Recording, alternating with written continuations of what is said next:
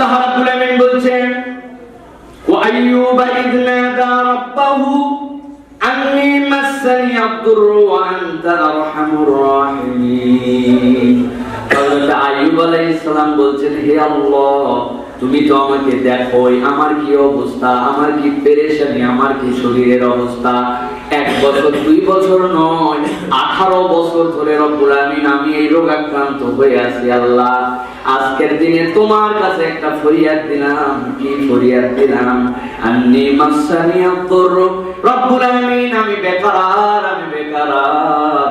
তোমার কাছে বলছি ওয়া আনতা আরহামুর রাহিমিন, যত দয়ার ভান্ডার সবই তো তোমার কাছে, ওই রকম দয়াবানের কাছে আমার আজকে আমি উপস্থাপন করলাম। কেন এই কথা বলছিলেন হযরত আইয়ুব আলাইহিস সালাম? বিভিন্ন তাফসীরের ভিতরে বিভিন্ন কথা লেখা হয়েছে। এর মধ্যে কিছু কিছু তাফসীরের মধ্যে এসেছে হযরত আইয়ুব আলাইহিস সালাম যখন অসুস্থ হতে শুরু করলেন, এর আগে প্রাচুর্যবান ছিলেন, তার ধন সম্পদ ছিল প্রচুর, কিন্তু যখন অসুস্থ হইতে শুরু করলেন, একে একে তার পাশ থেকে তার পরিবারের লোকরা সরে যেতে শুরু করলো। সরতে সরতে সরতে সব মানুষ তার পাশ থেকে সরে গেল। কেবল 2 জন মানুষ তার কাছে ছিলেন, তারাও সব সময় থাকতেন না। সকালে একজন আসতেন, বিকালে একজন আসতেন। একজন ওই 2 ব্যক্তি কোন একদিন সকালবেলা একত্রিত হয়েছিল, হওয়ার পরে একজন আরেকজনের সাথে আলোচনা করছে।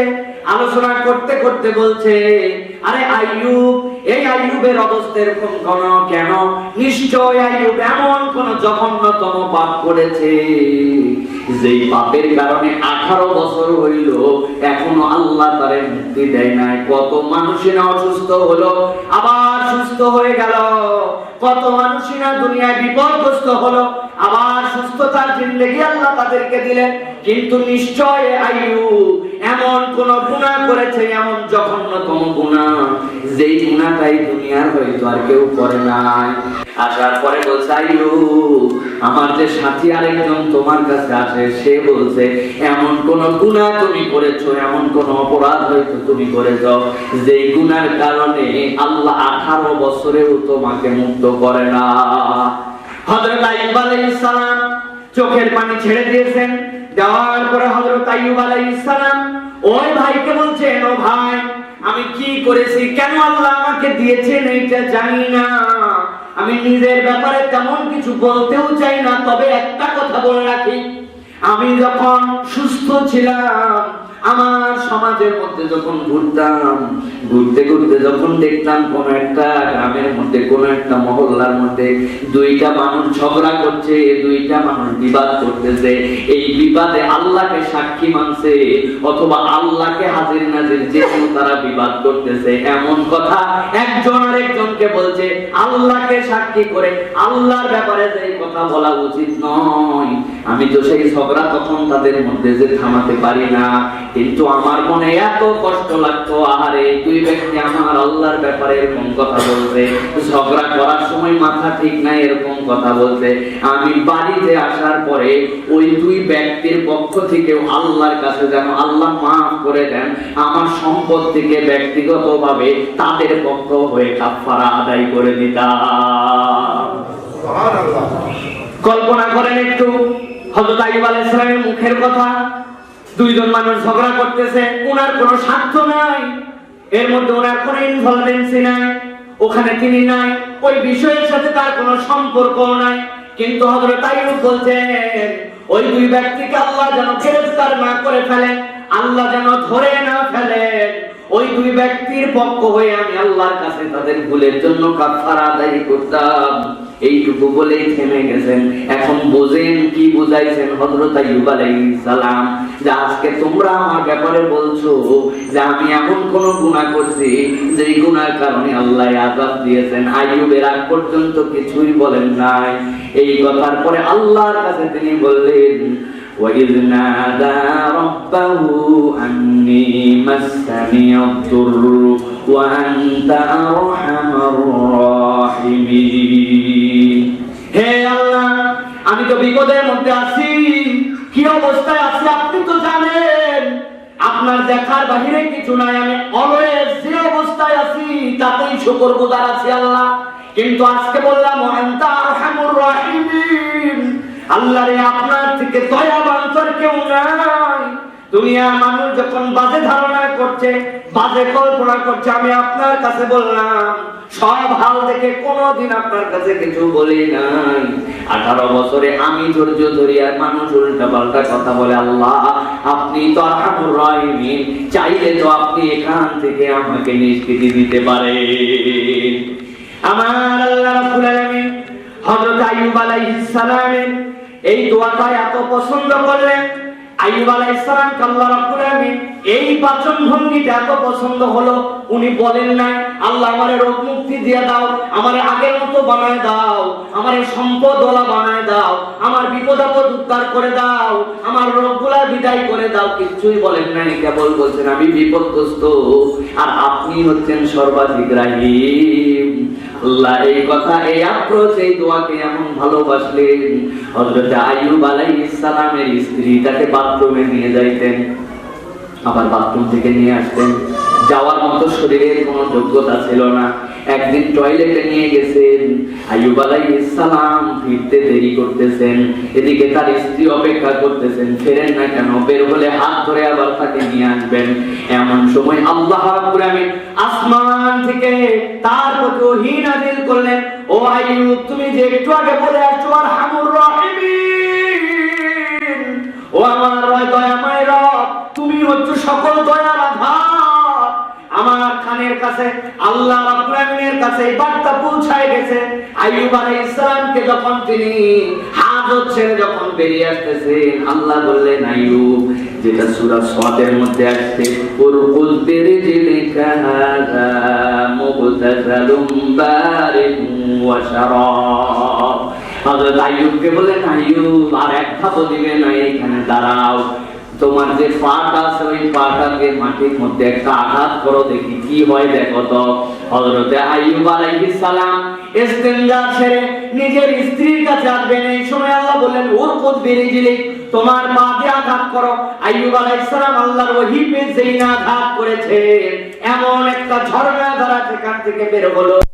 আল্লাহ বলছেন ঝর্ণাটা কেমন, মুবতাসালুম বারিদুম ওয়া শারাব, এইটা গোসলের উপযুক্ত, খাওয়ার উপযুক্ত।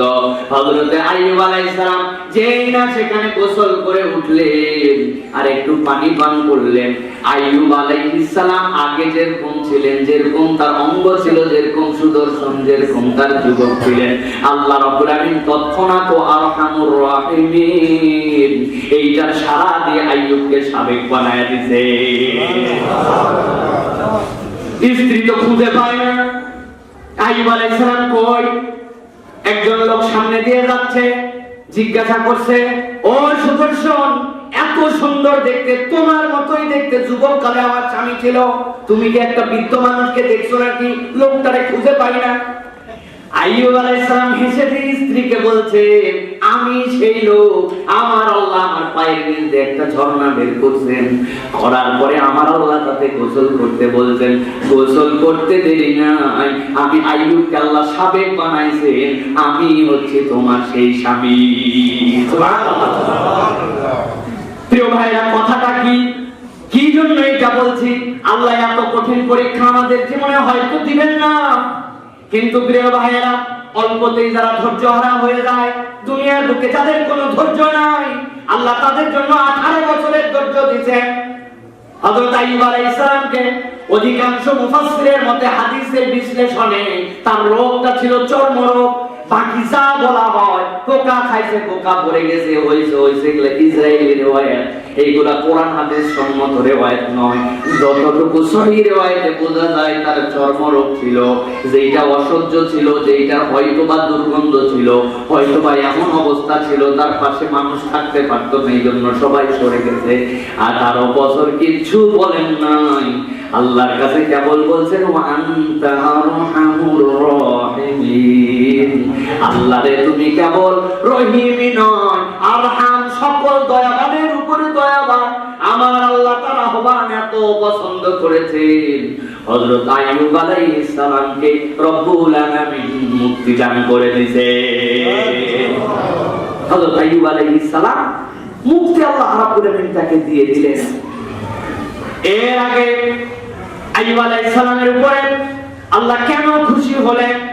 হাদিসের মধ্যে, মুসলিম শরীফের একটা হাদিসের মধ্যে আসছে, আইয়ুব আলাইহিস সালাম যে আরহামুর রাহিমিন বলা মাত্র আল্লাহ রাব্বুল আলামিনের উথাল পাথাল রহমত চলে আসলো। কেন? হযরত আইয়ুব আলাইহিস সালাম যখন অসুস্থ ছিলেন, তার স্ত্রী তার সাধ্যের মধ্যে সেবা শুশ্রূষা করেছেন। চায় আমার স্বামীটা ভালো হোক, কেমনে হবে, কার কাছে গেলে হবে, কোন ডাক্তার দেখালে হবে, আমার সাধ্যের মধ্যে চেষ্টা করতে আছেন। এমন সময় শয়তান একদিন ডাক্তার বেশে আসছে। আসার পরে আইয়ুব আলাইহিস সালামের স্ত্রীকে বলছে, তোমার স্বামীর আমি ট্রিটমেন্ট করতে পারি, তোমার স্বামীর যদি আমি চিকিৎসা করি ভালো হয়ে যাবে। বলে তাই নাকি? তাইলে তো বড়ই ভালো হয়। আপনার জন্য কি দিতে হবে তার বিনিময়ে বলেন, আমি তাই চেষ্টা করব। আইয়ুব আলাইহিস সালামের স্ত্রীকে বলছে, কিচ্ছু দেওয়া লাগবে না, কেবল একটা কথা বলতে হবে। কি বলতে হবে? তোমার স্বামী যখন ভালো হয়ে যাবে তুমি বলবে ওই ডাক্তারই এবং তার ট্রিটমেন্টের দ্বারাই সে ভালো হয়েছে, এইটুকু বলতে হবে। আইয়ুব আলাইহিস সালামের কাছে আসছেন স্বামী, এমন একজন ডাক্তার আছে, সে কোনো বিনিময় চায় না, টাকা পয়সা চায় না, কিচ্ছু চায় না, খালি একটা কথা বলতে বলছে, কি আপনি যখন সুস্থ হয়ে যাবেন বলতে হবে এই ডাক্তারই আপনারে ভালো করে দিয়েছে। আইয়ুব আলাইহিস সালাম অসুস্থ অবস্থায় রেগে গেছেন। আল্লাহর নবী বলে কথা, ঈমান জানেন? বলবো আমার স্ত্রী তুমি জানো না সে ছিল শয়তান, সে প্রকারান্তরে এই কথার দ্বারা তোমার আমার ঈমান চুরি করতে আসছিল। তুমি ওই লোকের সাথে কথা বললে কেন? আমাকে আল্লাহ যদি সুস্থ করে দেয় 100টা ব্যাট তোমারে মারবো। কয়টা? 100টা। কসম করে ফেলছেন আইয়ুব আলাইহিস সালাম স্ত্রী মারবেন। যে স্ত্রী এত খেদমত করতেছে, সেখানে দুইটা শিক্ষা আছে। আইয়ুব আলাইহিস সালাম শিরিকের সাথে কোনো কম্প্রোমাইজ নাই, শিরিক করা যাবে না। কারণ উনি জানেন শিরিক করলে দুনিয়ার বুকে হাজার রোগে শোকে বুকে আমি মারা যেতে পারি, দুনিয়ায় আমার কষ্ট হবে, দুনিয়ায় আমার বিপদ হবে, আমার কিছু গুনাহ খাতা আল্লাহ মাফ করবেন। আর ওই পারে যাওয়ার পরে আমি যদি সাবের হই, আমি যদি ধৈর্য ধরে যেতে পারি, আমার আল্লাহর বিনিময় দিবেন। কিন্তু এই রোগে শোকে যদি এমন কোন কবিরা, এমন কোন হুজুর, এমন কোন বুজুর্গর নামে যায়, তার কাছে যদি মান্নত দেই তিনি আমারে সুস্থ করতে পারেন, এই বিশ্বাস নিয়ে যদি তার কাছে যায়, দুনিয়ায় রোগও যাবে না, আবার দেখা যাবে ঈমানটাও হারা হবে। আল্লাহ রাব্বুল আলামিন হযরত আইয়ুব আলাইহিস সালামকে যখন মুক্ত করে দিলেন, হযরত আইয়ুব আলাইহিস সালাম মুক্ত হওয়ার পরে আল্লাহ নবী যখন তার বাড়িতে আসছেন, বাড়িতে আসার পরে হযরত আইয়ুব আলাইহিস সালামকে আল্লাহ বলছেন তার বাড়িতে দুইটা উঠান ছিল। একটা উঠানের মধ্যে গম শুকানো হতো, আরেকটা উঠানের মধ্যে জব শুকানো হতো, বড় বড় দুইটা উঠান। আল্লাহ নবী যখন সুস্থ হয়ে আসছেন, আল্লাহ রাব্বুল আলামিন আরহামুর রাহিমিনের এমন বদলা দিলেন, আসমান থেকে এক খণ্ড মেঘ আসলো, মেঘ আসার পরে উঠানের উপরে দাঁড়ায় গেল। দাঁড়ানোর পরে যে উঠানটাতে গম শুকানো হতো, আসমান থেকে আল্লাহ রাব্বুল আলামিন এমন পরিমাণ স্বর্ণের মুদ্রা বর্ষণ করলেন, ওই উঠান স্তূপ হয়ে গেল। পাশে আরেকটা মেঘ আসলো, যেটার মধ্যে জব শুকানো হতো, তার মধ্যে আল্লাহ এত পরিমাণ রূপা বর্ষণ করলেন যে ওই বাগানটা, ওই মাঠটা, ওই উঠানটা রূপা দিয়ে আল্লাহ স্তূপ বানায় দিলেন। আমার আল্লাহ রাব্বুল আলামিন বলছেন কিভাবে আমি তাকে পছন্দ করলাম, কেন এই নিয়ামতগুলো তাকে দিলাম। আল্লাহ বলছেন ফাস্তাজাবনা লাহু ফাকাশাফনা মা বিহি মিন দুররিন ওয়া আতাইনা আহলাহু ওয়া মিসলাহুম মাহুম রাহমাতাম মিন ইনদিনা। আল্লাহ বলছেন আইয়ুবের এই আহ্বান আমি শুনতে পেলাম, ফাস্তাজাবনা লাহু, তার উত্তর দিলাম, ফাকাশাফনা, দূর করে দিলাম, মা বিহি মিন দুররিন, তার যত রোগ বলাই ছিল আমি আল্লাহ সব দূর করে দিলাম, ওয়া আতাইনাহু আহলাহু, আর তার যে পরিবারগুলা তার থেকে সরে গিয়েছিল, দূরে চলে গিয়েছিল, আমি আল্লাহ আবার পরিবারগুলাকে মিলায়ে দিলাম। এরপরে আল্লাহ বলছেন ওয়া মিসলাহুম মাহুম রাহমাতাম মিন ইনদিনা, আর আমি আল্লাহ তার প্রতি অনুরূপ আরো দিলাম, আমার পক্ষ থেকে রহমতের দুয়ার খুলে দিলাম। সুবহানাল্লাহ। আল্লাহ নবী হযরতে দাউদ আলাইহিস সালাম থেকে শুরু করে হযরতে মূসা আলাইহিস সালাম, ঈসা আলাইহিস সালাম, যত পয়গম্বর এসেছেন আল্লাহ রাব্বুল আলামিন সব পয়গম্বরকে পরীক্ষা করেছেন। কিন্তু আল্লাহ রাব্বুল আলামিন আপনার আমার জন্য এখানে যে পরীক্ষা করলেন হযরতে আইয়ুব আলাইহিস সালামকে, আল্লাহ রাব্বুল আলামিন আইয়ুব আলাইহিস সালামের বিষয়টা একটু ভিন্নভাবে উপস্থাপন করেছেন। খেয়াল করে দেখেন, অসুস্থ হওয়ার কারণে পরিবার দূরে সরে গিয়েছিল। আল্লাহ তারে কেবল সুস্থই করলেন না, আল্লাহ রহমত দিয়ে তার কাছে তার পরিবারকে আবার ফেরত দেওয়ালেন, তার স্ত্রীকে ফেরত দিলেন। আল্লাহ কি বললেন? খালি এইটুকু দিলে তো বরাবর হইতো। আর আমর রাহিমিন কেমন করে? আল্লাহ বলছেন ওয়া মিসলাহুম মা'হুম রাহমাতাম মিন ইনদিনা, আমার বান্দাকে আরো অনুরূপ দিলাম। সুবহানাল্লাহ। এইটার ব্যাখ্যার মধ্যে আরেকটা ব্যাখ্যা আছে পরের আয়াতের মধ্যে, সেটা আল্লাহ নিজেই ব্যাখ্যা করেছেন। অদ্ভুত কথা। ওই যে হযরত আইয়ুব আলাইহিস সালাম বলছিলেন স্ত্রীরে সুস্থ হলে মারবেন, কি এখন মারা লাগবে কিনা কসম করছেন তো। আল্লাহ বলছেন হে আইয়ুব, আপনার প্রতি আমি রহম করলাম। আল্লাহ নিজে বুদ্ধি শিখাই দিয়েছেন তার নবীকে। কি বুদ্ধি শিখাচ্ছেন? আল্লাহ বলছেন আপনি কসম নষ্ট করেন না, কসম নষ্ট করেন না। আপনি এক আঁটি ওই যে জব অথবা ঘাস অথবা এরকম কিছু তোলেন যার মধ্যে 100টা শলাকা থাকবে। ঝাঁটা চিনেন আপনারা? খেরের ঝাঁটা, তারপরে বিভিন্ন ধরনের শনের ঝাঁটা, চিকন চিকন শন 100টা আঁটি আছে। এইটা দিয়ে আপনি কসম নষ্ট করেন না। আপনার স্ত্রীর গায়ে একটু আঘাত দেন। বাড়ি 100টা দিতে চাইছিলেন, একসাথে 100টা শন আছে, এই বাড়ি দিলে 100 শলাকা পূর্ণ হয়ে যাবে। আমার আল্লাহ বলছেন ওয়া মিসলাহুম মা'হুম রাহমাতাম মিন ইনদিনা ওয়া যিকরা লিল আবিদিন। আমার আল্লাহ বলছেন তার প্রতি আল্লাহ এরকম রহম করলেন, এরকম অনুগ্রহ করলেন। আল্লাহ নবী একদিন গোসল করছেন, শরীর সুন্দর হয়ে গেছে। আইয়ুব আলাইহিস সালাম আগের মতো হয়ে গেছেন, জামা কাপড় খুলে গোসল করতে সরে গেছে। যে গায়ের মধ্যে আল্লাহ রাব্বুল আলামিন স্বর্ণের পঙ্গপাল আনতেছেন, এটাও সহিহ হাদিসের মধ্যে আছে। হযরত আইয়ুব আলাইহিস সালাম একটা একটা করে কুড়াচ্ছেন, আর যে জামা খুলে গোসল করবেন তার মধ্যে রাখতে শুরু করছেন। আমার আল্লাহ ওহী নাযিল করলেন সাথে সাথে, ও আইয়ুব, মেঘ নামায়া তোমার সোনার পাহাড় বানাই দিলাম, রূপার পাহাড় বানাই দিলাম, তোমার কি তাতেও হয় নাই? হযরত আইয়ুব বললেন আল্লাহ কি হিকমতওয়ালা নবী, কি বিনয়ী কথা বলতেছেন।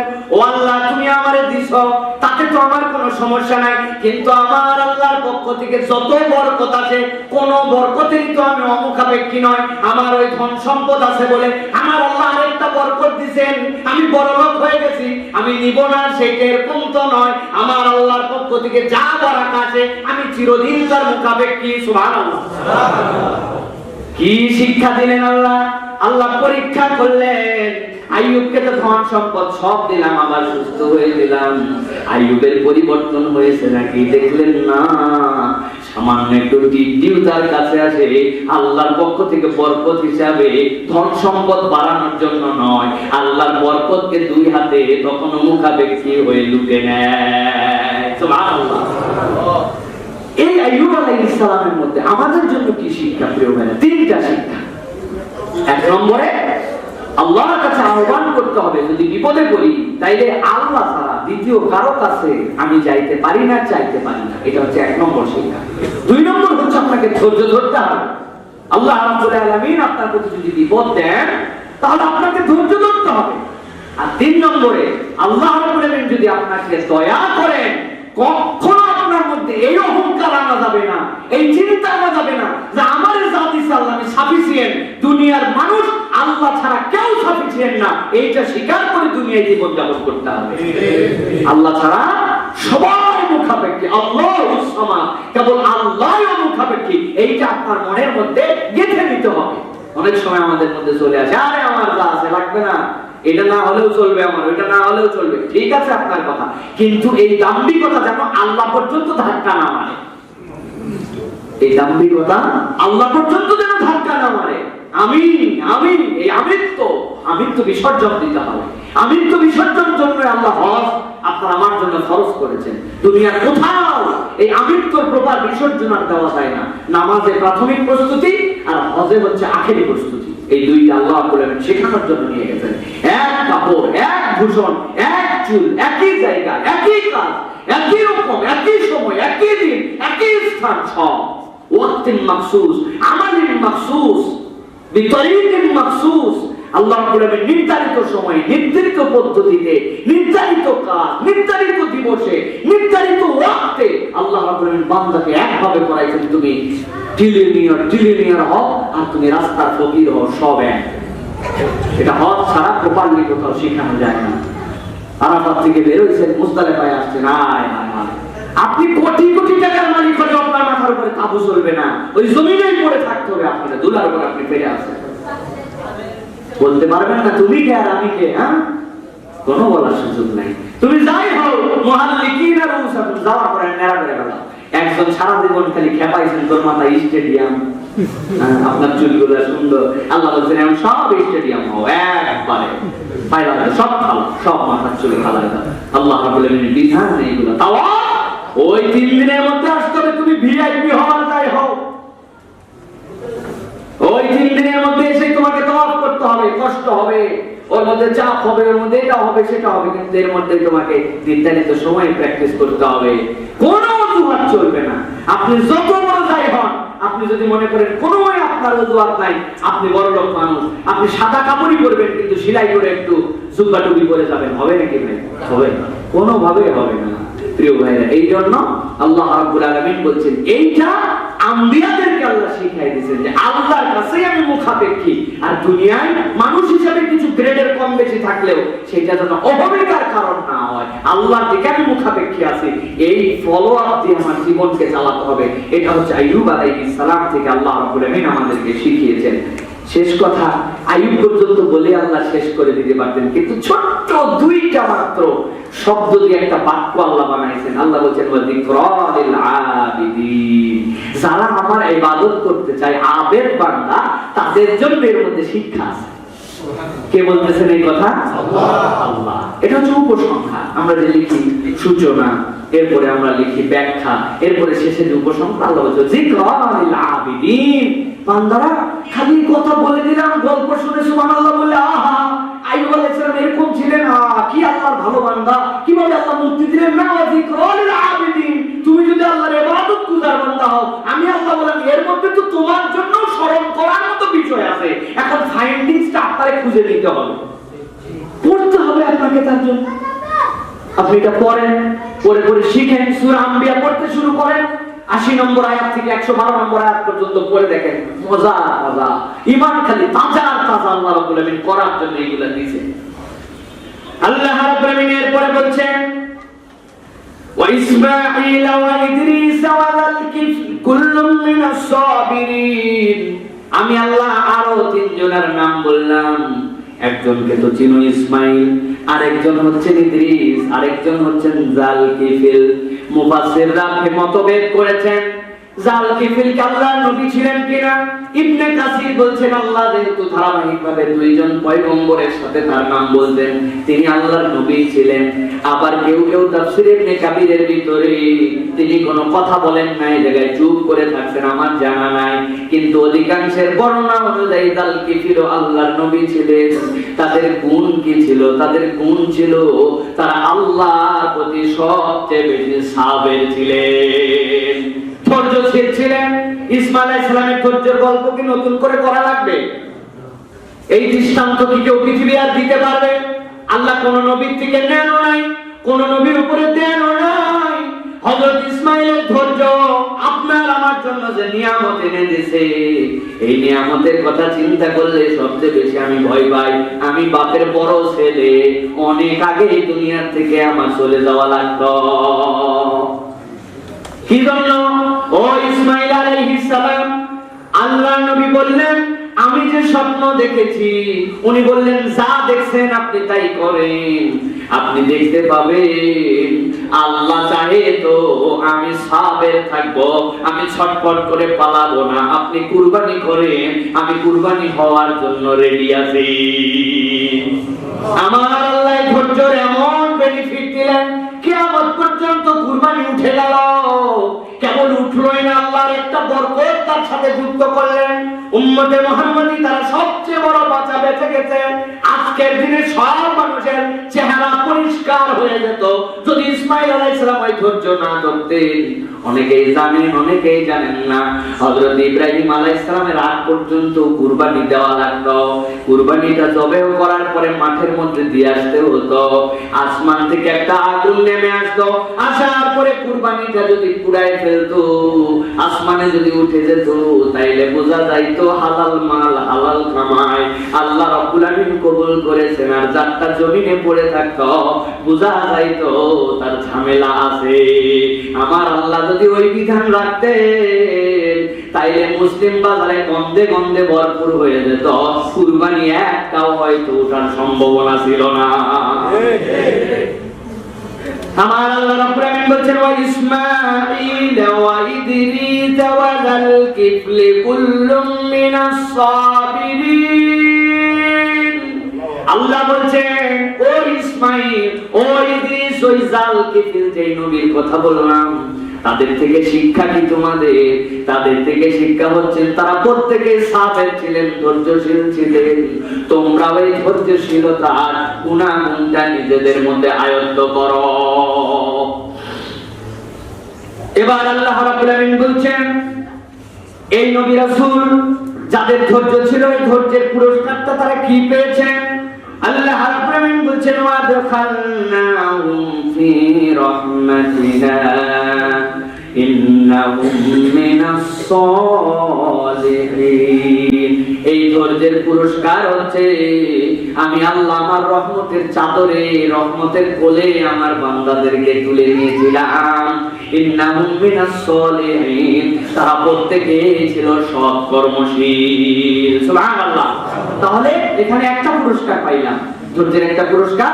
আল্লাহ বলছেন তুমি ধৈর্য ধরো, আমি আল্লাহ রহমতের কোলে তোমারে তুলবো। আর আল্লাহ বলছেন এই রহমতের কোলে আসতে হলে তোমাদেরকে সালেহ বান্দা হতে হবে। কি হতে হবে? সালেহ কিভাবে হয়, নেককার কিভাবে হয়, আল্লাহ রাব্বুল আলামিন কোরআনুল কারীমের মধ্যে বলেছেন। দীর্ঘ হবে আলোচনা, সংক্ষেপে বলি। সালেহ হচ্ছেন তারা, নেককর্মশীল হচ্ছে আমি। এটা বোঝা যাবে কিভাবে?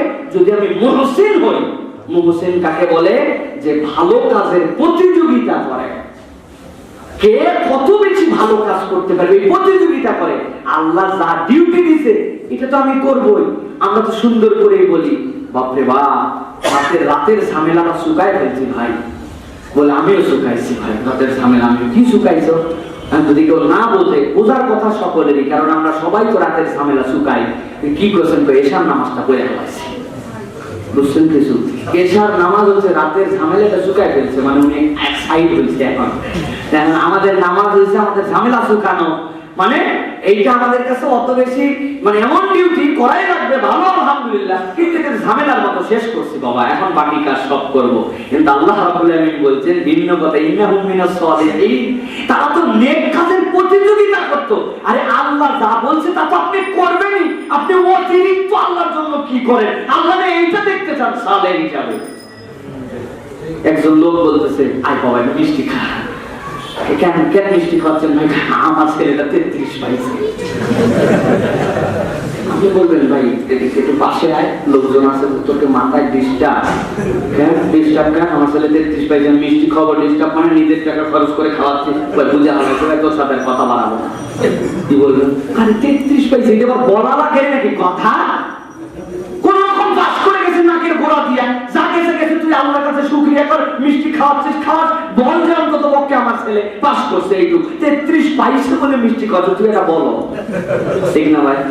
আমরা আল্লাহ রাব্বুল আলামিন বললেন যে তোমাদের জন্য আমি আল্লাহ রাব্বুল আলামিন দেখতে চাই ইন্নাহুম মিনাস সালিহিন, তোমাদেরকে আবেদ দেখতে চাই। আমি যা করা লাগবে ওইটুকুই করে বলতেছি। আমি ফাটা বালাইছি, হলো কিছু তো হলো না। সালে কেমন করে হলো? মুহসিন কেমন করে হলো? অধিকাংশ মানুষ সুন্নত পড়ে না এখন।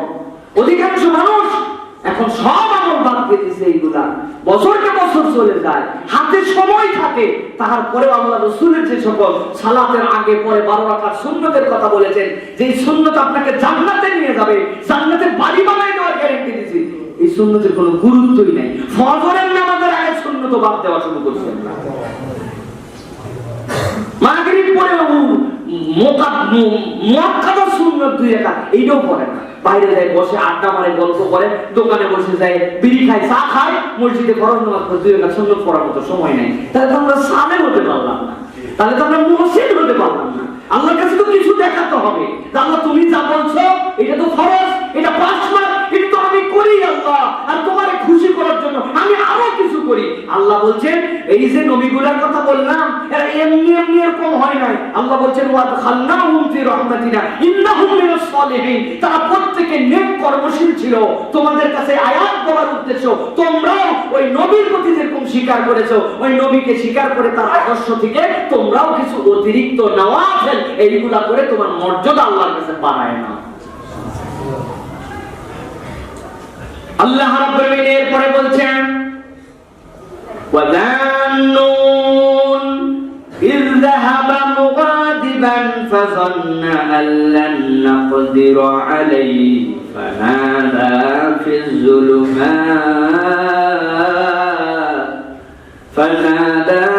যুলুমাতি আল্লা ইলাহা ইল্লা আনতা সুবহানাকা ইন্নী কুনতু মিনাজ জালিমিন। আল্লাহ বলছেন এবার একটা পয়গম্বরের কথা বলবো, তার নাম তোমাদের কাছে আগে বললাম না, তার আমি আদর করে বললাম জান্নুন, মাসওয়ালা নবী। কোন নবী? কোন নবী? ইউনূস নবী, হযরত ইউনূস আলাইহিস সালাম। আল্লাহ রাব্বুল আলামিন বলেন জান্নুন, প্রথম মাসওয়ালা। সুবহানাল্লাহ, আদর করে আল্লাহ ডাক দিয়েছেন। কি করছিল সে জানো নাকি? দেখো তো তার ব্যাপারটা কি। ইযহাবা মুগাদিবান, কঠিন খেপা খেপে গেছে, রাগ করে তার কওমের থেকে চলে যাচ্ছে, রাগা যা রাগা লাগছে। আল্লাহ বলেন মাসওয়ালা খুব খেপে গেছে। মাসওয়ালা খেপে রওনা দিছে, ওর কওমের সাথে না এখন বের হয়ে চলে যাচ্ছে, রাগ করে যাচ্ছে। রাগ করার কারণ কি? রাগ করার কারণ হচ্ছে আল্লাহ রাব্বুল আলামিন হযরত ইউনূস আলাইহিস সালামকে যে কওমের কাছে পাঠিয়েছিলেন সেই কওমটা ছিল মুসেলের নাইনুয়ার, মুসেল অঞ্চলের নাইনুয়ারের নবী করে তারে পাঠাইছিলেন আল্লাহ। যাওয়ার পরে তুমি কি করবে? যাওয়ার পরে তোমার কওমের কাছে শিরক বুঝাও, কুফর বুঝাও। অনেকক্ষণ বুঝাইছেন, বুঝাতে বুঝাতে বুঝাতে ধৈর্য হারায় হয়ে গেছেন। ধৈর্য হারা বলছেন তোমরা যদি আল্লাহর প্রতি ঈমান না আনো, শিরক করো আর কুফর করো, আল্লাহর পক্ষ থেকে এক্ষুনি তোমাদের উপরে আযাব আসতে শুরু করবে। আমি গেলাম, কি করবে না করবে এখন বুঝে বুঝে করো। উনি যে ওইখান থেকে রাগ করে যেতে শুরু করছে, ওই যাওয়াটা আল্লাহর ইজাজতে নয়। আল্লাহ বলছেন তোমাকে দাওয়াত দিতে বলা হয়েছে, কিন্তু রাগ করে মাসওয়ালা তুমি কই যাও? যেই না হযরতে ইউনূস আলাইহিস সালাম রওনা দিয়ে দিয়েছেন, এমন সময়ে ওই কওমের লোকেরা হাদিসের মধ্যে আসতেছে আসমানের মধ্যে কিছু চিহ্ন দেখা যাচ্ছিল, আযাব আসার ভাব বোঝা যাচ্ছে। এখন যখন ইউনূস আলাইহিস সালাম রাগ করে চলে গেছেন, ওরা সাথে সাথে দেখছে হায় হায় আমাদেরকে এত বুঝাইলো আমরা বুঝলাম না, রাগ করেও তো চলে গেল, বলেও গেল আযাব দিয়ে তোমাদেরকে শেষ করে দেওয়া হবে। এখন তো আযাবের নিশানাও দেখা যায়। ওদের মনের মধ্যে ভয় লেগে গেছে। সাথে সাথে সব মানুষজন নিয়ে আল্লাহর কাছে রোনাজারি করতে শুরু করছে, আল্লাহ আমরা বুঝি নাই, তুমি আমাদেরকে মাফ করে দাও, আমাদেরকে ক্ষমা করে দাও। আল্লাহর কাছে ক্ষমা পাওয়ার জন্য তারা তাদের যত পশু পাখি যা ছিল গৃহপালিত, তাদের মায়েদের কোলে যে সন্তান ছিল, মাদেরকে একদিকে করেছে, সব সন্তানদেরকে আলাদা করছে, মায়ের সাথে সন্তানদেরকে রাখে নাই। এখন চিন্তা করেন তো, দুধের শিশু, যে শিশু কোলের শিশু, যে শিশু মা ছাড়া কিছু বুঝে না, ওই গুলোর আলাদা করছে আর মাদেরকে আলাদা করছে। পরিবেশ কেমন হবে? কান্নাকাটির রোল উঠে গেছে। আল্লাহর কাছে যখন ফরিয়াদ করতে শুরু করছে এইভাবে, আল্লাহ আমাদের সন্তানদেরকে পর্যন্ত আলাদা করছে, ওদের তো কোনো গুনাহ নাই, আর আমরা যারা বুঝে বুঝে তোমার প্রতি শিরক করছি, কুফর করছি, আমরা আলাদা হইছি, তুমি আমাদেরকে মাফ করে দাও। আল্লাহর কাছে দোয়া করে আর সবাই মিলে একটা বনের দিকে পালায় যাচ্ছে। আল্লাহর আযাব আসলো বলে আল্লাহ ওই বান্দাদের এই ফরিয়াদ আর এই অভিনব পদ্ধতিকে এমন পছন্দ করছে, আমার আল্লাহ তাদের ইস্তিগফার কবুল করে তাদের ঈমানকে আল্লাহ রাব্বুল আলামিন কবুল করে নিছে। আল্লাহু আকবার। হযরত ইউনূস আলাইহিস সালাম চিন্তা করছেন আমার কওম তো এতক্ষণ ধ্বংস হয়ে শেষ, আমি তো রাত করে চলে আসছি তাদের কাছ থেকে, আমার কওমের তো কোনো বাঁচার কায়দা নাই। কিন্তু কিছুদিন পরে খবর পেয়ে দেখছেন আরে আমার কওম তো একদম ঠিকঠাক আছে, কিছুই তো হয় নাই, তারা দিব্যি সুন্দর জীবন যাপন করতেছে। উনি আসছেন, আসার পরে চিন্তা করছেন হায় হায় আমি যদি আমার কওমের কাছে এখন ফেরত যাই তাহলে কি হবে। বলে কি হবে মানে উনার কওম যতই খারাপ হোক, আগে শিরিক করুক, আগে কুফর করুক, তাদের একটা সেখানকার ট্র্যাডিশন ছিল কি ট্র্যাডিশন, যদি কেউ মিথ্যা বলে আর তার মিথ্যা যদি প্রমাণিত হয়ে যায় তাহলে সমাজের সবাই মিলে তারা হত্যা করে ফেলে। হযরত ইউনূস আলাইহিস সালাম কি বলে গেছেন, তোমাদের তওবা কবুল হবে না, তোমাদের বিপদ আছে, কিন্তু আসমান থেকে এক্ষুনি তোমাদের প্রতি গজব আসবে, তোমাদেরকে আল্লাহ ধ্বংস করে দিবে। ওদের তো গজব আসে না, মিথ্যা ভয় তাহলে হয়ে গেছে। হযরত ইউনূস আলাইহিস সালাম চিন্তা করছেন এখন তো আমার কওমের কাছে গেলে অপদস্থ হতে হবে, এইটার প্রমাণে উল্টা তো তারা আমাদেরকে হত্যাও করে ফেলতে পারে। হযরত ইউনূস আলাইহিস সালাম সাথে সাথে তার কওমের দিকে এখন পালাতে শুরু করতেন। ফাযান্না আল্লান নাকদির আলাইহি, তিনি বলতেছেন আল্লাহ বলছেন আমার ইউনূস ওই মাসওয়ালা মনে করছিল আল্লাহ বোধহয় তার রাস্তা সংকীর্ণ করবেন না।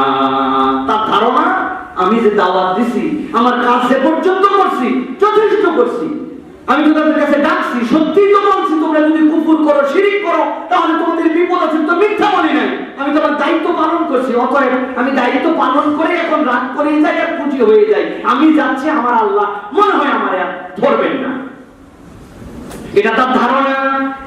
আল্লাহ রাব্বুল আলামিন বলেন ফানাদা ফিজ যুলুমাত, আল্লাহ বলেন আল্লাহ কেবল ধরলেনই না, তার এই ভুল ভাঙানোর জন্য আল্লাহ তারে অন্ধকারের উপরে অন্ধকার দিয়ে আবৃত করলেন। কেমনে আবৃত করলেন আমার আল্লাহ রাব্বুল আলামিন সেটাও বর্ণনা করেছেন। হযরত ইউনূস আলাইহিস সালাম যখন চলে যাচ্ছেন, দ্রুতগামী যাচ্ছেন, যেতে যেতে যেতে সামনে একটা বড় নদী বেঁধে গেল, বিশাল একটা নদী, সমুদ্রের কোথাও আসছে। ওইটার মধ্যে যখন তিনি পৌঁছালেন, পৌঁছানোর পরে এক নৌকা ভর্তি লোক যাচ্ছে, নৌকায় উঠে পড়ছেন তিনি। নৌকায় উঠে পড়ার পরে মাছ দরিয়ায় যখন নৌকা চলে গেছে, নৌকা টলমল করে ব্যালেন্স হয় না, একজন দুইজন লোক বেশি আছে।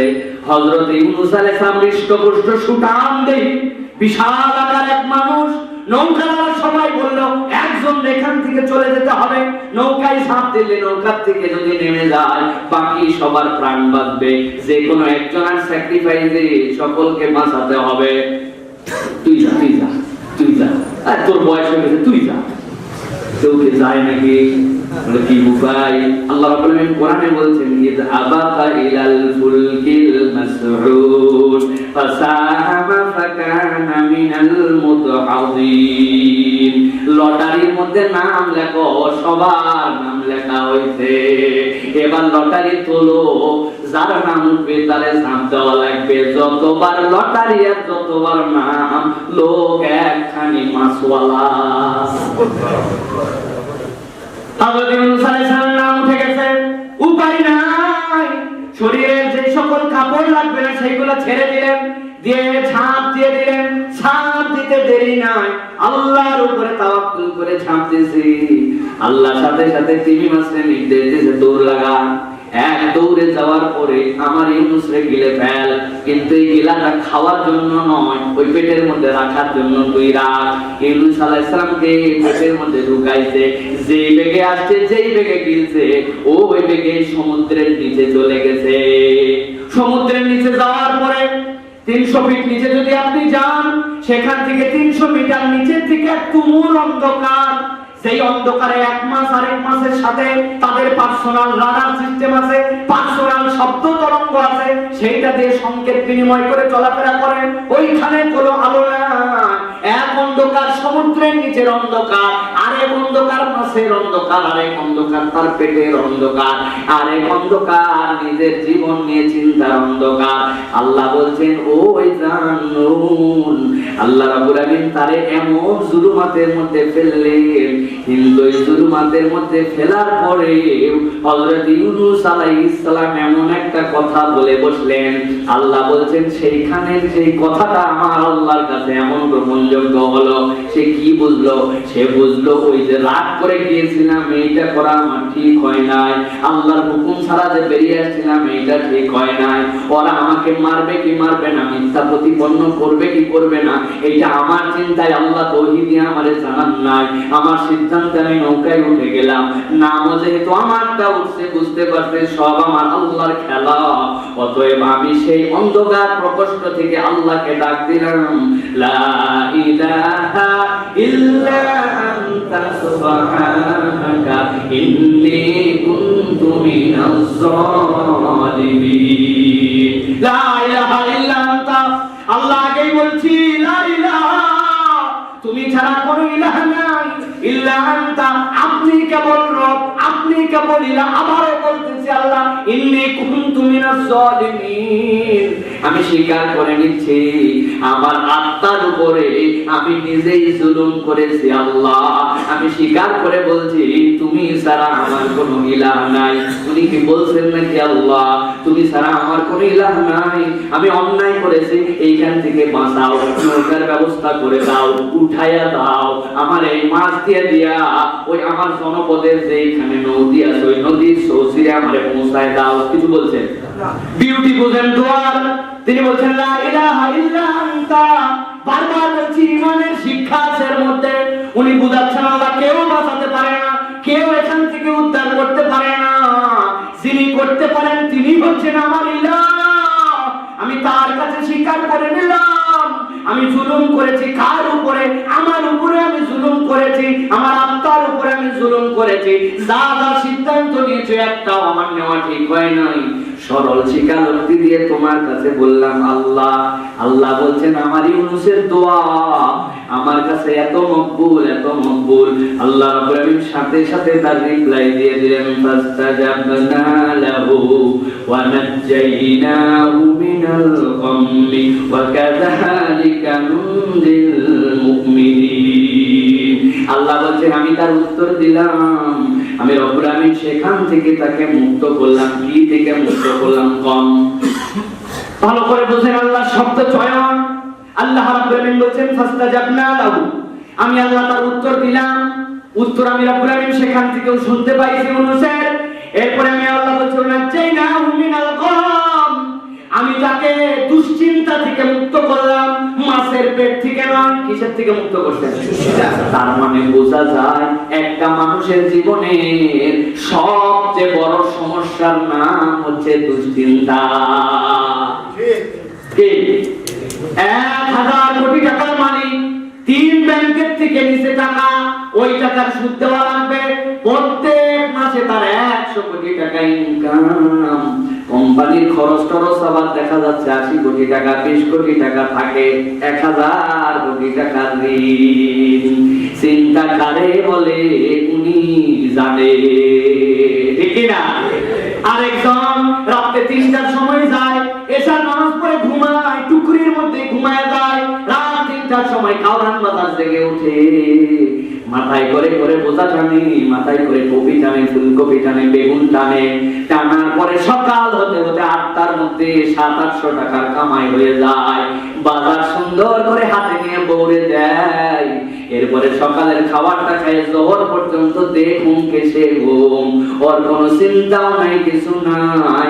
ওইটার নাম হচ্ছে শান্তি, আগেরটার নাম কিন্তু শান্তি নয়। দুনিয়ার বিশ্লেষণে সব কিন্তু মিলবে না। আল্লাহ রাব্বুল আলামিন বলছেন এই জন্য আল্লাহর কাছে কি চাবে? এ আল্লাহ তুমি আমার পেরেশানি দূর করে দাও, আয় আল্লাহ তুমি আমার কাম দূর করে দাও, তুমি আমার দুশ্চিন্তা দূর করে দাও। আল্লাহ যদি দুশ্চিন্তার ভাগ নিয়ে নেন আর আল্লাহ যদি আপনার দুশ্চিন্তা দূর করে দেন, আপনার আমার জীবনে আর কোনো পেরেশানি বলে কিছুই থাকবে না। আমার আল্লাহ বলছেন কোন দুয়ার বরকতে এটা হইছে, লা ইলাহা ইল্লা আনতা সুবহানাক ইন্নী আয় রব্বুল আমিন, আমি তোমার কাছে বলছি সরল স্বীকারোক্তি, আমি আমার অন্তরের উপর জুলুম করেছি। আমার অন্তরের উপরে জুলুম মানে আমার অন্তরকে তো তোমার পথে চলানোর জন্য তুমি তৈরি করছো, কিন্তু আমি সেই অন্তরকে আমার ইচ্ছায়, আমার প্রবৃত্তির কারণে, আমার মতামত অনুযায়ী চলাইছি। এইটা তো আমার ঠিক হয় না আল্লাহ, আমি জুলুম থেকে তোমার কাছে নিস্তার চাই। আল্লাহ বলছেন বান্দার দোয়ায় ফাস্তাবজাবনা লাহু ওয়া নাজাইনাহু মিনাল গাম।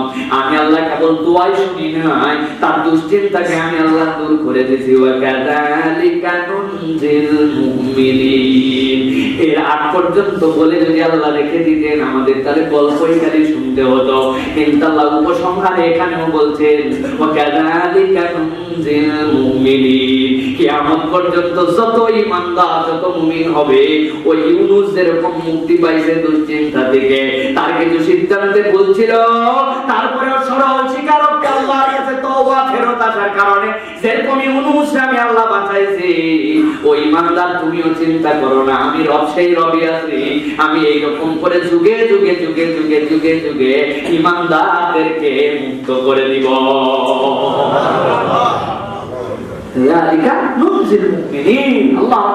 এরকম করে আমি ঈমানদারদেরকে বাঁচাবো।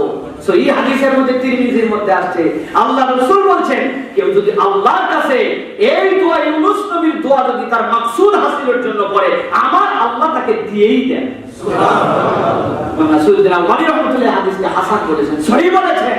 কেউ যদি আল্লাহর কাছে লা ইলাহা ইল্লা আনতা এটা বুঝে আর নিজের জুলুমের স্বীকারোক্তি দেয়, বান্দার হক নষ্ট না করে, আমার আল্লাহ ওই বান্দা যত পেরেশানিতে থাক, এই দোয়া যদি অন্তর থেকে ধারণ করে করতে পারে, আল্লাহ রাব্বুল আলামিন ওই ইমানদারকে মুক্ত করে দেন।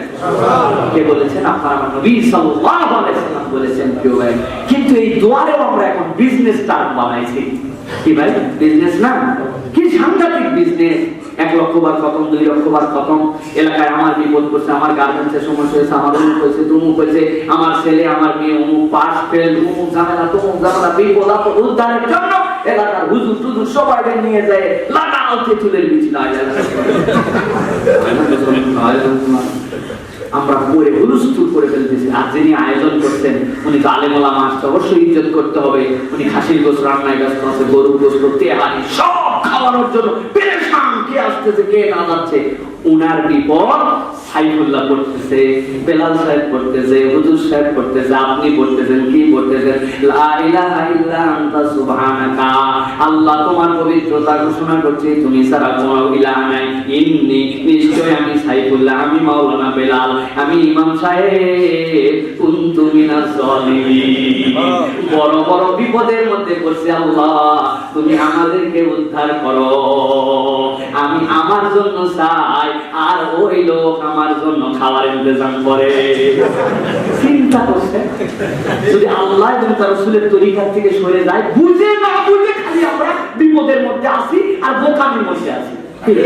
আরে বিপদ তুই লোকে, তুই না করবি, তুই কন্ট্রাক্টরে দিছিস আমাদেরকে, আমরা বলানোর মতো বলেই দিচ্ছি যে আমি বিপদে আছি, খাওয়া, তুই বিরিয়ানি খাওয়াতে আসার সময় 500 হাতিয়া কি জ্বালা হলো কিছু ভাই। এটা এই জন্য আমাদের নিজের কান্দা নিজে কাঁদতে হবে, নিজের চাওয়া আল্লাহর কাছে নিজে চাইতে হবে। এটা সাহাবায়ে কেরামের প্র্যাকটিসে ছিল না, তাবেঈনদের প্র্যাকটিসে ছিল না। আবু হুরায়রা কি বলে, আবু হানিফা, ইমাম শাফিঈ, আহমদ ইবনে হাম্বল, তাদের থেকে এটার কোনো প্রমাণিত আমাদের কাছে নাই যে এই আমল করতে হবে, এরকম করে করতে হবে। এইটা ভালো দোয়া। আল্লাহ রাসূল বলেছেন তোমার নিজের চাওয়ার দোয়া তুমি বেশি বেশি আল্লাহর কাছে চাও, আল্লাহ তোমার মাকসুদ পূরণ করে দিবেন। আল্লাহ আমাদেরকে বুঝ দান করুক। প্রিয় ভাইরা, সর্বশেষ বলবো আপনাদের কাছে, প্রিয় ভাইরা, আম্বিয়ায়ে কেরামের জীবন থেকে আমাদের জন্য খুব মজার কিছু বিষয় আছে, যে বিষয়গুলো আমাদেরকে ধারণ করে নিয়ে চলতে হবে। এই দুনিয়ায় আমাদের জন্য কত হতাশা, কত ধরনের দুশ্চিন্তা, কত ধরনের আমাদের জন্য বিপদ আপদ আসে। যখন রক্ত সম্পর্কীয় কেউ আপনার সাথে প্রতারণা করবে, আপনি ভেঙে পড়েন না ভাই। আল্লাহ রাব্বুল আলামিন শিক্ষা দিচ্ছেন আপনার আমার জন্য। হযরত ইউসুফ আলাইহিস সালাম, উনার আপন ভাইরা না, উনারা বিপদে ফেলছিল। ইউসুফ আলাইহিস সালাম নবী, তার বাপ নবী, তারে যদি তার ভাইরা বিপদে ফেলে, আপন আত্মীয়স্বজন, তাহলে আল্লাহ বলছেন তোমার আত্মীয়স্বজন তোমারে বিপদে ফেললে ইউসুফরে যে আল্লাহ উদ্ধার করছেন, সেই আল্লাহ তোমারে উদ্ধার করবে। যদি পিতামাতা আপনার প্রতিপক্ষ হয়ে যায়, আপনি দ্বীনের পথে থাকতে চান, ইসলামের পথে থাকতে চান, আর আপনার বাপ মা যদি আপনারে শিরকের দিকে ডাকে, আপনার অন্যদিকে নিয়ে যায়, আল্লাহ বলছেন ঘাবড়ায় না। ইব্রাহিম আলাইহিস সালামকে ওর বাপ মা মিলেই বিপদে শুধু ফেলাই নাই, ইব্রাহিম আলাইহিস সালামের আগুনের উদ্বোধক ছিল তার বাপ। নিজের সন্তানরে নিজে আগুনে ফেলছে, ওই আগুনরে আমি আল্লাহ কুনি বারদাম ওয়া সালামা ইব্রাহিমের জন্য নিরাপদ করছিলাম। সুতরাং দ্বীন ইসলামের ক্ষেত্রে তোমার বাপ মা যদি তোমার বিপক্ষে যায়, তুমি চিন্তা করো না। ঘোর বিপদ, আশার আলো নাই, শেষ ভরসাও খুঁজে পাচ্ছেন না, কি করবেন আপনি? কুল কিনারাহীন, অত অন্ধকারে আপনার জীবন। আল্লাহ বলছেন তোমার অবস্থা যতই সাংঘাতিক হোক, ইউনূস আলাইহিস সালামের থেকেও কি খারাপ তোমার অবস্থা? সে কোন সমুদ্রের মধ্যে, যেখানে ঝাঁপ দিছে তারে ফালায় দিছে, ওই সমুদ্রের নিচে চলে গেছে মাছের পেটে। আমি আল্লাহ রাব্বুল আলামিন যদি ইউনূসকে হেফাজত করতে পারি, তোমার নবীর শিক্ষা, তুমি যেখানে কোনো পথ দেখতে পাবে না, ঘোর তমাশা তোমার লেগে যাবে, তুমি তোমার নবীর দিকে শিক্ষা নিয়ে আল্লাহর কাছে যাও, আমি আল্লাহ তোমার উদ্ধার করব। আপনার বিরুদ্ধে অপবাদ আর গুজবে পুরা দুনিয়া আপনার প্রতিপক্ষ, দুনিয়ার সবাই আপনার বিপক্ষে অপবাদ দিচ্ছে, গুজব দিচ্ছে, মিথ্যা কথা বলতেছে। আল্লাহ বলছেন ভয় পেও না, নবী পত্নী উম্মাহাতুল মুমিনিন, আল্লাহ রাব্বুল আলামিন নিজে যাকে বিয়ের জন্য পছন্দ করে রাসূলের সাথে সম্পর্কিত করেছেন, তোমাদের মায়ের বিপক্ষে, আয়েশার বিপক্ষে কি না অপবাদ রটাইছিল। তোমার অবস্থা কি তার চেয়েও খারাপ? তুমি কি আয়েশার থেকে উন্নত নিজেকে ভাবতেছ? সম্ভব নয়। সুতরাং আয়েশার বিপক্ষে যদি অপবাদ হয়, পুরা এলাকা যদি ছড়ায় যায়, এইটার সাথে যদি সিদ্ধান্ত নেওয়ার ক্ষেত্রে রাসূল আকরাম সাল্লাল্লাহু আলাইহি ওয়াসাল্লামকে দ্বিধাগ্রস্ত করেছে, আয়াত এসে তারপরে এটাকে বিশুদ্ধ করেছে, তোমার ঘাবড়ানোর কোনো কারণ নাই। তুমি যদি হকের উপরে থাকো, পুরা পৃথিবী অপবাদ, পুরা পৃথিবীর মিথ্যাচার তোমার কিছুই করতে পারবে না। তুমি সেখান থেকে শিক্ষা নিয়ে নাও। আপনি যদি এমন অসুস্থ হন, পুরো পৃথিবীর ডাক্তাররা আপনাকে জবাব দিয়ে দিছে, আপনি আর কোন ট্রিটমেন্টের উপর ভরসা রাখতে পারেন না, পুরো পৃথিবী আপনার থেকে সরে যাচ্ছে, মনে হচ্ছে দুনিয়ায় সংকুচিত হতে হতে পৃথিবীটা আপনার কাছে ছোট হয়ে গেছে, আল্লাহ বলছেন তুমি একটু আইয়ুবের কথা মনে করো। আইয়ুবের থেকে বেশি কি তোমার পেরেশানি? আইয়ুবের থেকে খারাপ অবস্থা কি তোমার? তুমি কি আইয়ুবের স্ট্যান্ডার্ডের মানুষ যে তুমি তার কাছে এক্সপেক্ট করতে পারো? না। পয়গম্বর তো পয়গম্বর। আল্লাহ আইয়ুবের উদাহরণ দিচ্ছেন, তুমি যেখানে আর কোনো আশার আলো দেখতে পাচ্ছ না, আর কোনো কিছু দেখতে পাচ্ছ না, সেখানে আইয়ুবের ধৈর্যের কথা খেয়াল করে আল্লাহর কাছে প্রার্থনা করো। আইয়ুবকে যে আল্লাহ হেফাজত করছেন, সেই আল্লাহ এখন তোমাকেও বাঁচাতে পারেন। প্রিয় ভাইরা, একাকিত্ব, নির্জনতা, অসহায়ত্ব আমাদেরকে গ্রাস করে ফেলেছে। আমাদের অনেক সময় একাকিত্ব আমাদেরকে হতাশায় নিমজ্জিত করে, আমরা অস্থির হয়ে যাই। দুনিয়ার মানুষ তো আমার কাছ থেকে সরে যাচ্ছে, আমি দ্বীন ইসলামে চলার কারণে আমার বন্ধু বান্ধব, এখন আমার সেই অবস্থা নাই, আমার কেমন যেন মনে হচ্ছে দুনিয়া সংকীর্ণ হচ্ছে। আল্লাহ বলছেন তুমি কার সন্তান? তুমি তো আদমের সন্তান। আদমকে তো আমি আল্লাহ একা করেই বানাইছি, তারপরে তার সঙ্গী সৃষ্টি করছি। সেই আল্লাহ আদমকে একা করে বানালেন, তার সন্তান হিসেবে তুমি একাকিত্বের উপরে সবর করলে আমি আল্লাহ তোমার যোগ্য সঙ্গী মিলাইবেন। সে আদম আলাইহিস সালাম থেকে আল্লাহ আমাদেরকে শিখাচ্ছেন, কোন যুক্তি দিয়ে আপনি অবস্থার কারণ ব্যাখ্যা করতে পারছেন না। কেন এটা হলো, কেন এমন হলো, এরকম হওয়ার তো কথা ছিল না। আমার তো যুক্তিতে, ধারণাতে, জ্ঞানে, বুদ্ধিতে, আমার সামাজিকতায়, আমার এতদিনের এক্সপেরিয়েন্সে কিছুই বেরোতে পারতেছি না। আল্লাহ বলছেন তবুও হতাশ হয় না। নূহ আলাইহিস সালামের কথা মনে করো তো, কোন সময় নৌকা বানাতে লাগছে, পানি নাই, কিছু নাই, মরুভূমির মধ্যে নৌকা বানায় মানুষজন তারা উল্টা পাল্টা কথা বলে শেষ করে দিছে, কোন লজিকে মিলাই নাই, কোন যুক্তিতে কুলাই নাই। ওই সময় নূহ আলাইহিস সালামকে আল্লাহ মনে করছিলেন যে এটা করানো লাগবে, তাই আল্লাহ করাইছেন। সুতরাং তোমার যদি এরকম কখনো অবস্থা হয়, লজিক না মিলে, দুনিয়ার হিসাব না মিলে, ঘাবড়ায় না বান্দা। নূহ আলাইহিস সালামকে যেরকম আল্লাহ তার নির্দেশ দিয়েছিলেন, পালন করেছিলেন, তুমি আল্লাহর নির্দেশের উপরে থাকো, আল্লাহ রাব্বুল আলামিন তোমার জন্য একটা রাস্তা বের করে দিবে। সর্বশেষ আপনারা আমার জন্য, আপন লোকজন আপনারা নিয়ে কৌতুক করে, আপন লোকজন দ্বীনের উপরে চলার কারণে আপনারা নিয়ে তামাশা করে, দুনিয়ার সব আপন মানুষগুলো আপনার প্রতিপক্ষ হয়ে যায়। আপনার মাতৃভূমি, আপনার থাকার জায়গা, আপনার ঘর, আপনার চিরাচেনা পরিবেশ, যেই মানুষ আপনার এতদিন পর্যন্ত ভালো মানে, তারাও আস্তে আস্তে আপনার থেকে দূরে চলে যায়। আল্লাহ বললেন এই জীবনটা সবচেয়ে কঠিন মুহাম্মদ সাল্লাল্লাহু আলাইহি সাল্লামের প্রতি হয়েছিল। পাগল বলছে, জাদুকর বলছে, তারে কি না বলে নাই যে মানুষের কাছে তাদের আমানত ছিল তাই তারা আবার পাগল বলে। কোন লজিকে? কেবল দ্বীনের কারণে, আল্লাহকে ইলা বলার কারণে। তুমি যখন এরকম অবস্থা তোমার হবে, দুনিয়া তোমার বিরুদ্ধে চলে যাবে, তখন তুমি আল্লাহর দিকে মুতাওয়াজ্জহ হয়ে আল্লাহর কাছে তাওয়াক্কুল করো। তোমার নবী তোমাকে শিখাইছেন আল্লাহ এমন বিজয় দিবেন যে ওইখানে তুমি আবার বিজয়ীর বেশে ফেরত আসবে। প্রিয় ভাইরা, সুতরাং এইগুলো সব হচ্ছে আমাদের আম্বিয়ায়ে কেরাম থেকে আমাদের মোটিভেশন। যখনই আমরা এরকম দেখবো, মনে করবো এক একটা নবীর কথা। এই জন্য নবীর জীবন করতে হবে, তাদের জীবন থেকে শিক্ষা নিতে হবে। আল্লাহ বলবেন তাহলে আমাদের জন্য মুক্তির রাস্তা বের করবেন। আল্লাহ বলছেন ওয়া কাযালিকা নুনজিল মুমিনিন। এইভাবেই আমি আল্লাহ আমার যারা মুমিন বান্দা হবে তাদের জন্য মুক্তির দিশা আমি দিয়েই দিব। সেই রব্বুল আলামিন চিরঞ্জীব। সুতরাং বান্দার হতাশ হওয়ার কোনো কারণ নাই। হতাশা শয়তানের পক্ষ থেকে, আশা আল্লাহর পক্ষ থেকে। আমরা আল্লাহর প্রতি আশাবাদী হয়ে, ঈমান মজবুত করে, সালেহ হয়ে, আবেদ হয়ে যদি চলতে পারি, আল্লাহ বলছেন ঈমানদারের বিজয় নিশ্চিত আমি আল্লাহ করে দিব। বলেন আল্লাহুম্মা আমিন। সুতরাং পুরো পৃথিবী আমার বিপক্ষে যেতে পারে, পুরো পৃথিবীর সব শক্তি আমাকে নিয়ে টিটকারি করতে পারে, পুরো পৃথিবীর সব প্ল্যান ভেস্তে যেতে পারে, আমার আল্লাহ যদি আমার জন্য কল্যাণের প্ল্যান করে রাখেন, দুনিয়ার কারো ক্ষমতা নাই আল্লাহর দেওয়া অংশের থেকে আমার অংশকে এক চুল ছিনিয়ে নিতে পারে। ঠিক কিনা? সুতরাং আল্লাহ রাব্বুল আলামিনের উপর তাওয়াক্কুল বাড়াই, রাসূলদের এই আদর্শের উপরে নিজেদের জীবনকে আমরা চলার চেষ্টা করি। আল্লাহ আমাদেরকে হতাশামুক্ত সুন্দর একটা জিন্দেগি দান করবেন। বলেন আল্লাহুম্মা আমিন। ওয়া আখির দাওয়ানা আলহামদুলিল্লাহি রাব্বিল আলামিন। সুবহানাল্লাহ।